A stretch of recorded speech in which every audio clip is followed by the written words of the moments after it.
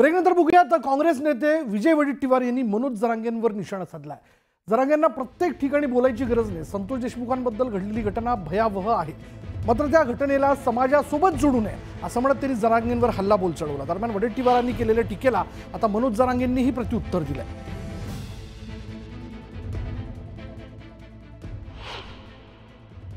काल देशमुखांच्या संदर्भात खरं तर जरांगे पाटीलला प्रत्येक गोष्टीमध्ये कुदायची गरज नाही, पण प्रत्येक ठिकाणी जरांगे येतात। हे विषय वेगळा होता, त्यांनी त्याला तसं स्वरूप देण्याचा प्रयत्न केला। कोणी असू देत, सुरेश धस जसा एकदम स्ट्रेट फॉरवर्ड बोलताय, पण त्यानंतर त्यांची भूमिका ही जरा बॅलन्सच होती। मी त्याचं समर्थन करतो असं नाही, परंतु एकदम कुठलीही गोष्ट त्याला समाजावर नेणं ना देशमुखांनी नेऊ नयेत, ना वाल्मिकच्या पाठीराख्यांनी नेऊ नये। हे न्याय मागायचं असेल तर हे न्याय, जी घटना घडली इतकी भयावह आहे त्या देशमुखाच्या संदर्भात, त्याचं समर्थन करणारा हा माणूस नालायकच असतो। तुम्हाला ठेवायचं काय सगळं वर बडायला? आम्ही बोलायचंच नाही काय गोरगरिबाच्या बाजू? काय ते काय बिचळलं काय रे? त्याला काय दम नाही का ना? काय मागं बोललो होतं मी, त्याला काय बोललो का हेंद्र्याला? परत मग बोलल्यावर राग येतो। आम्ही बोललो नाही त्याला, तो बघ ना उद्योग तिकडं, तो काय ठेका घेतला काय? सगळ्याच बोलायचं नाही, आम्ही बोलायचं नाही। तो कोण लागून गेला? का बोलायचं नाही? गरीब शेतकऱ्याच्या बाजून बोलायचं नाही, दलित मुस्लिमाच्या बाजून बोलायचं नाही का? गोरगरीब ओबीसीच्या बाजूने बोलायचं नाही, मराठ्यांच्या बाजून बोलायचं नाही? का बोलायचं नाही? कशामुळे बोलायचं नाही ते सांगा आधी। उगाच शानपट्टी मारीत जाऊ नको। इथं आमचे हाला आम्हाला माहिती आहे, मेले 4 पोरं आमचे। देतो का आता तू? माकडं उठते तर बोलत येतं कोणकडे बी। आम्ही धर्मांतर खपवून घेणार नाही, त्यामुळे महाराष्ट्रात लवकरच धर्मांतर विरोधी कायदा आणू असं वक्तव्य मंत्री नितेश राणे यांनी केलंय। महाविकास आघाडीच्या काळात राज्यात अनेक लव जिहाद प्रकरणं झाली आहेत, मात्र आता राज्यातील महिला मुलींना सुरक्षित ठेवण्यासाठी धर्मांतर विरोधी कायदा आणणार असल्याचं नितेश राणेंनी म्हटलं। प्रेमाच्या नावाने हिंदू बहिणींशी बोलायचं आणि मग तिचं धर्मांतर करण्यासाठी प्रयत्न करायचा, जोर जबरदस्ती करायची, तिला मारून टाकायचं, तिचं आयुष्य खराब करायचं, ही सगळी नाटकं आता आमच्या महाराष्ट्रात चालणार नाही। थोडा वेळ थांबा तुम्ही। आपल्या राज्य सरकारच्या माध्यमातून आपल्या राज्यामध्ये देशातला सर्वात कडक धर्मांतर विरोधी कायदा आम्ही तुम्हाला आणून दाखवू आणि आमच्या सगळ्या हिंदू बहिणींना सुरक्षित करून दाखवू। भाजप नेते किरीट सोमय्या उद्या मालेगाव पोलीस स्टेशनला जाणार आहेत। 1000 बांगलादेशींची नावं पोलिसांना सुपूर्द करणार आहेत। बनावट कागदपत्र आणि पुरावे देऊन भारतात जन्म झाल्याचं प्रमाणपत्र मिळवण्याचं मोठं कटकारस्थान उघडकीस आणलेलं आहे असं भाजप नेते किरीट सोमय्या यांनी पत्रकार परिषद घेऊन सांगितलं। तर काही बांगलादेशी खोटे आणि दिशाभूल करणाऱ्या कागदपत्रांचे पुरावे देखील त्यांनी दिलेले आहेत असं किरीट सोमय्या म्हणाले। काल रात्री माझे मुख्यमंत्री देवेंद्र फडणवीस जी यांच्याशी चर्चा झाली।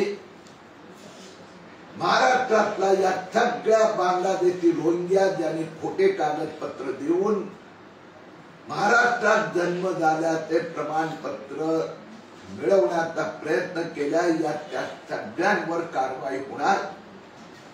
मालेगाव पोलिसांनी 3 लोकांच्या विरोधात गुन्हा दाखल केला, दोघांना अटक झालेली आहे। सध्या ते पोलीस कस्टडीत आहेत।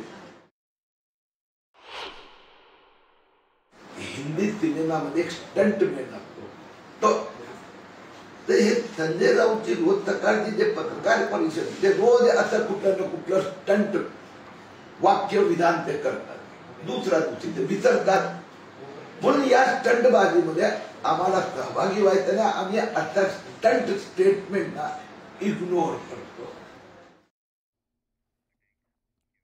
नंदुरबार स्थानकात चेन्नई जोधपूर एक्सप्रेसमध्ये काल बसण्याच्या जागेवरनं वाद झाला होता आणि या वादातून एकावर धारदार शस्त्राने जीवघेणा हल्ला करण्यात आला। यात 27 वर्षीय प्रवाशाचा मृत्यू झाला। विशेष म्हणजे या घटनेनंतर नंदुरबार रेल्वे स्टेशनवर सीसीटीव्हीचं नसल्याची धक्कादायक बाब समोर आली। भुसावळवरून चढलेल्या एका प्रवाशासोबत झालेल्या वादानंतर त्याने काही टोळक्यांना नंदुरबार रेल्वे स्टेशनवर बोलावून काठी आणि तीक्ष्ण हत्याराने हल्ला केला। मात्र रेल्वे स्टेशनवर धुमाकूळ घालणारे हे गुंड सीसीटीव्ही कॅमेऱ्यात म्हणजे कैद झाले नसल्याने, मुळात CCTVच नसल्याने ते फरार झालेत. आरोपी अद्यापही अटकेत येऊ शकलेले नाहीत. त्यामुळे नंदुरबार सारख्या मोठ्या रेल्वे स्टेशनवरती CCTV का बसवण्यात आलेले नाही आहेत आणि ते CCTV नसल्या कारणाने जे टोळकीतली लोक या प्रवाशाला मारण्याकरता आलेली होती ती कैद होऊ शकलेली नाही, कारण तिथे CCTV कॅमेराच नाहीत. त्यामुळे आता त्यांचा शोध नेमका घ्यायचा कसा.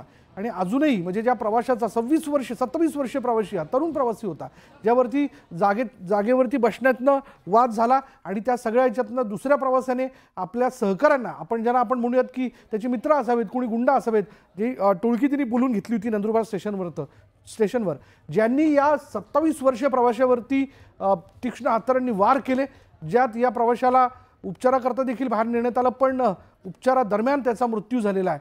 आणि आता ज्यांनी हे वार केले तेच मुळात तिथं CCTV नसल्या कारणाने, त्यांचा शोध लागू शकत नसल्या कारणाने आता त्यांना अजूनही ताब्यात घेण्यात येऊ शकलेलं नाहीये.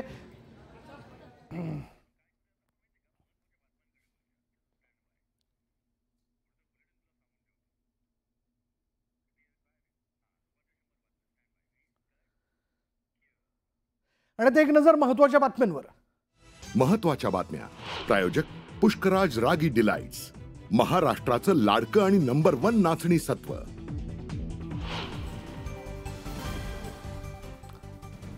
शिवराजनं पंचांना गोळ्या घालायला पाहिजे होत्या, पृथ्वीराजची चूक नाही, तर पंचांचा निर्णयच वादग्रस्त. चंद्रहार पाटलाकडून शिवराज राक्षेची पाठराखण करताना धक्कादायक विधान.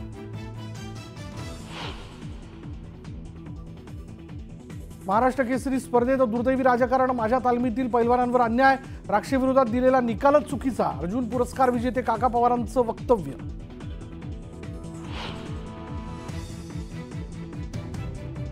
कुस्ती स्पर्धेत अशा प्रकारे पंचांना मारहाण करणं योग्य नाही, न्याय मागताना संयम बाळगणं आवश्यक. कालच्या कुस्ती स्पर्धेदरम्यान झालेल्या वादानंतर उपमुख्यमंत्री अजितदादांची भूमिका. अंजली दमानिया उद्या मुख्यमंत्र्यांना पुरावे पाठवून मोठा खुलासा करणार, तर येत्या शुक्रवारी भगवानगडावर महंत नामदेव शास्त्रींची घेणार भेट.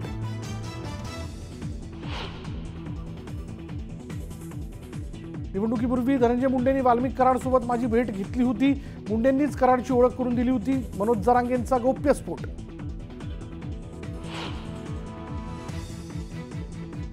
मराठा आरक्षणासाठी कुणी आत्महत्या करू नका, मुख्यमंत्र्यांना आणखी किती बळी हवेत, मनोज जरांगेंचा मुख्यमंत्री देवेंद्र फडणवीसांना थेट सवाल. बाबा सिद्दीकी हत्या प्रकरणातील आरोपीचा मकोका कोर्टात धक्कादायक खुलासा, पोलीस कोठडीत असताना दिलेला जबाब हा जबरदस्तीने घेण्यात आला, शिवकुमार गौतमचा कोर्टात आरोप. महिला मुलींना सुरक्षित ठेवण्यासाठी महाराष्ट्रात लवकरच धर्मांतर विरोधी कायदा आणू, मंत्री नितेश राणे यांचं वक्तव्य.